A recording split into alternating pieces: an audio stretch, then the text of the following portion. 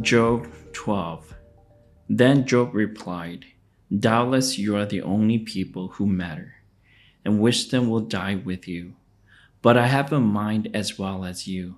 I am not inferior to you, who does not know all these things.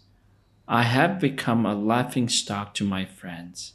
Though I called on God and he answered, a mere laughingstock, though righteous and blameless. Those who are his have contempt for misfortune as the fate of those whose feet are slipping. The tent of martyrs are undisturbed, and those who provoke are secure, those whom God has in his hand.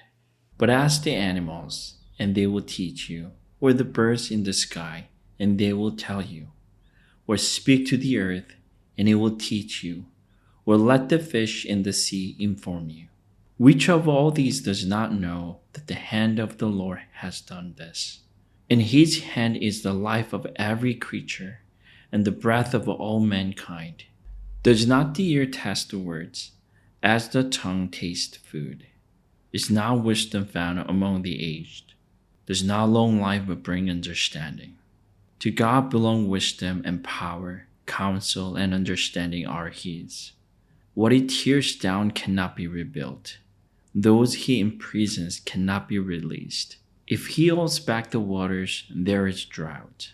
If he lets them loose, they devastate the land. To him belong strength and insight. Both deceived and deceiver are his.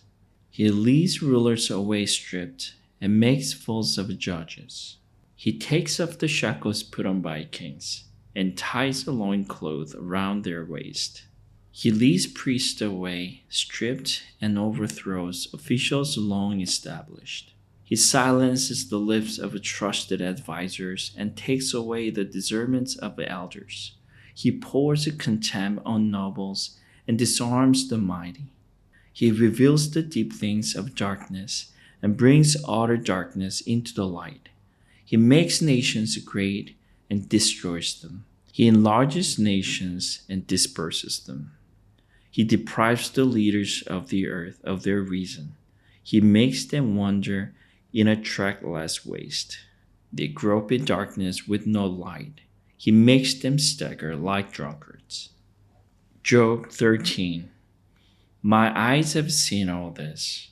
My ears have heard and understood it. What you know, I also know.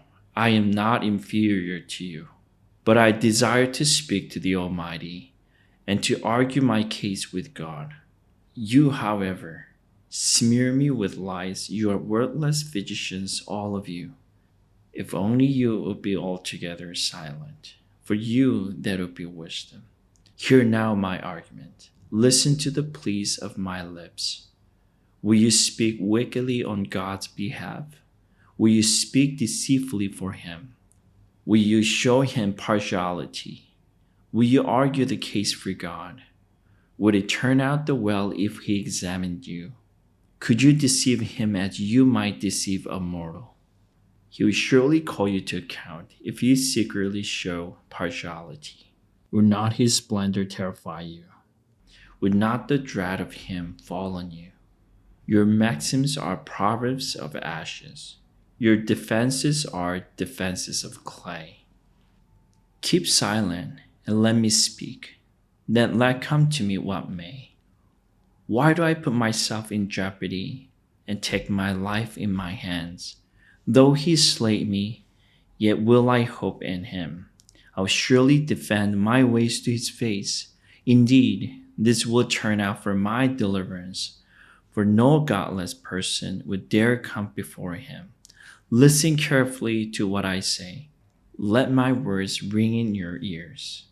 Now that I prepare my case, I know I will be vindicated. Can anyone bring charges against me? If so, I'll be silent and die. Only grant me these two things, God, and then I will not hide from you. Withdraw your hand far from me, and stop frightening me with your terrors. Then summon me, and I will answer, or let me speak, and you reply to me. How many wrongs and sins have I committed? Show me my defense and my sin. Why do you hide your face and consider me your enemy? Will you torment a wind-blown leaf? Will you chase after dry chaff? For you write down bitter things against me and make me reap the sins of my youth. You fasten my feet in shackles. You keep close watch on all my path by putting marks on the soles of my feet. So men waste away like something rotten, like a garment eaten by moths. Job 14. Mortals, born of a woman, are of few days and full of trouble. They spring up like flowers and wither away, like fleeting shadows, and they do not endure. Do you fix your eye on them? Will you bring them before you for judgment? Who can bring what is pure from the impure? No one. A person's days are determined. You have decreed the number of his mouth, and have a set limit he cannot exceed. So look away from him and let him alone, till he has put in his time like a hired laborer. At least there is hope for a tree. If it is cut down, it will sprout again, and its new shoot will not fail. Its roots may grow old in the ground, and its stump die in the soil. Yet at the scent of water you will bud, and put forth shoots like a plant. But a man dies, and is laid low. He breathes his last, and is no more. As the water of a lake dries up, or a river bed becomes parched and dried, so he lies down and does not rise, till the heavens are no more. People will not awake or be roused from their sleep. If only you would hide me in the grave and conceal me till your anger has passed.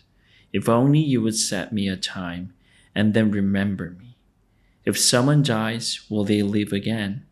All the days of my heart service, I will wait for my renewal to come. You will call, and I will answer you. You will long for the creature your hands have made. Surely then you will count my steps, but not keep track of my sin. My offenses will be sealed up in a bag. You will cover over my sin. But as a mountain erodes and crumbles, and as a rock is moved from its place, as water wears away stones and torrents wash away the soil, so you destroy a person's hope. You overpower them once for all, and they are gone. You change their countenance and send them away. If their children are honored, they do not know it. If their children are brought low, they do not see it.